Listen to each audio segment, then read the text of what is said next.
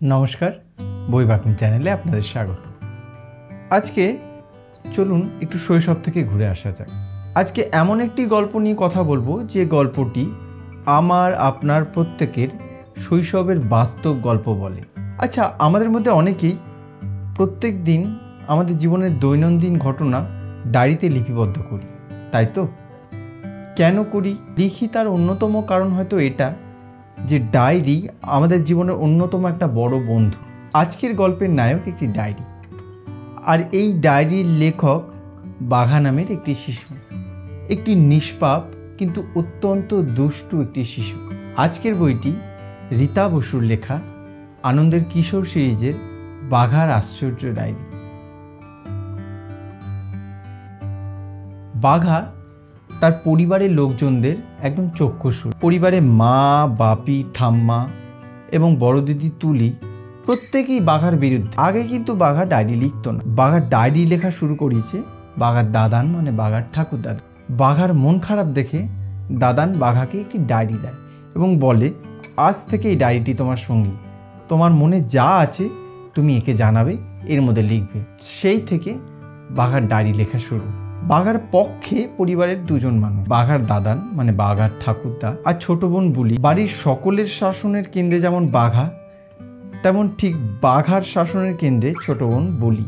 বাঘা কিন্তু বাড়িতে সবারই সবসময় সাহায্যই করতে চায়। এই যেমন ধরুন, বাঘা বোনের খাতাতে হাতির রচনা কেটে দিয়ে সে নিজে একটি রচনা লেখে এবং সেটি শুরু কী দিয়ে করে, আমার মা হাতির মাংস খেতে ভালোবাসে।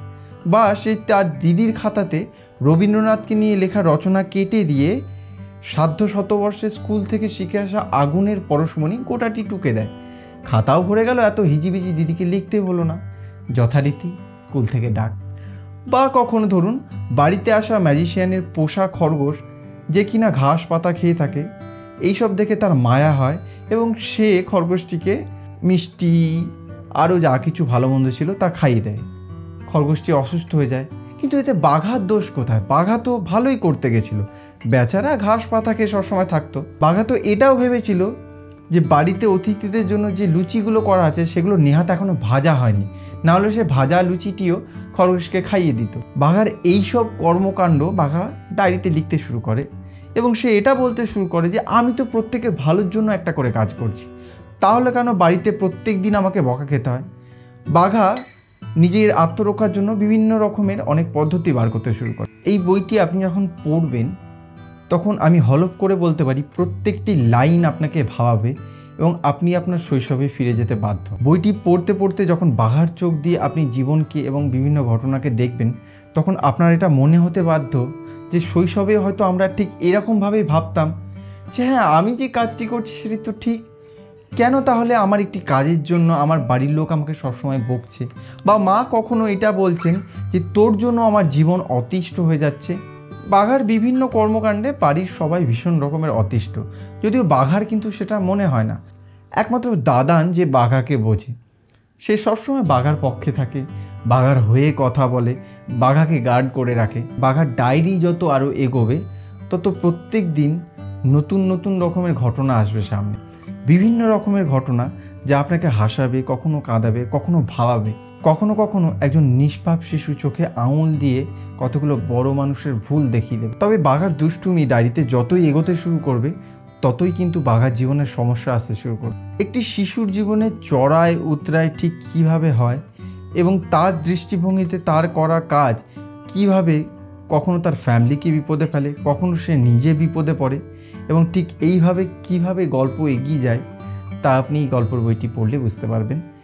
বাঘার আশ্চর্য ডায়েরিতে বাঘা এমন একটি চরিত্র যা আমাদের প্রত্যেকটি সাধারণ মানুষের শৈশবের কথা বলে। এই বইটির প্রত্যেকটা লাইনে, প্রত্যেকটি ঘটনায় আমাদের শৈশব জড়িয়ে রয়েছে।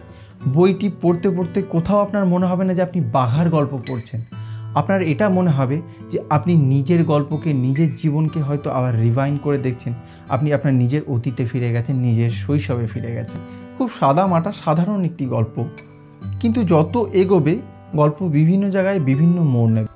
শেষে বাঘার কি হলো, বাঘার জীবনের মোড় কোথায় নিয়ে গিয়ে দাঁড়ালো, কী কী ঘটনা ঘটলো সেটি জানার জন্য আপনাদের এই বইটি পড়তে হবে। রীতা বসু খুব সাবলীলভাবে একটি নিষ্পাপ শিশুর জীবনের মাধ্যমে আমাদের প্রত্যেকের শৈশবকে খুব সুন্দরভাবে ফুটিয়ে তুলেছেন। একজন লেখিকা কতটা নিপুণ হলে এত সহজ সরলভাবে আমাদের জীবনের শৈশবকে এত ভালোভাবে লিপিবদ্ধ করতে পারেন, সেটি আপনি এই গল্পের বইটি না পড়লে বুঝতে পারবেন না। আমি অনুরোধ করব আপনারা যারা এখনও এই বইটি পড়েননি, যদি নিজের শৈশবকে আবার নতুনভাবে উপভোগ করতে চান বা ফিরে যেতে চান, রীতা বসুর এই বইটি পারলে পড়ুন। বইটি পড়ার পরে আমাকে অবশ্যই জানাবেন বইটি পড়ে আপনাদের কীরকম লেগেছে। আনন্দের কিশোর সিরিজের বেশ কিছু বই এখন আউট অফ প্রিন্ট। আমি জানি না এই বইটি আপনারা এরপরে এখনও পাবেন কি না, তবে আমি যখন সংগ্রহ করেছিলাম তখন বইটি অ্যাভেলেবেল ছিল। আপনারা যদি পান তাহলে আমি বলবো আপনাদের সংগ্রহে রাখার মতোই এটি একটি বই। পারলে বইটি সংগ্রহ করুন এবং পড়ে দেখতে পারেন। একটি অসাধারণ বই। রীতা বসুর লেখা আরও যাবতীয় যে বইগুলি আছে সেগুলি আমি চেষ্টা করব আপনাদের সামনে এরপরেও নিয়ে আসার জন্য। আজকের ভিডিওটি এই পর্যন্তই। আবার আপনাদের সাথে দেখা হবে অন্য কোনো একটি ভিডিও নিয়ে, অন্য কোনো একটি বই নিয়ে আমাদের এই চ্যানেলে। ততদিন পর্যন্ত ভালো থাকবেন। নমস্কার।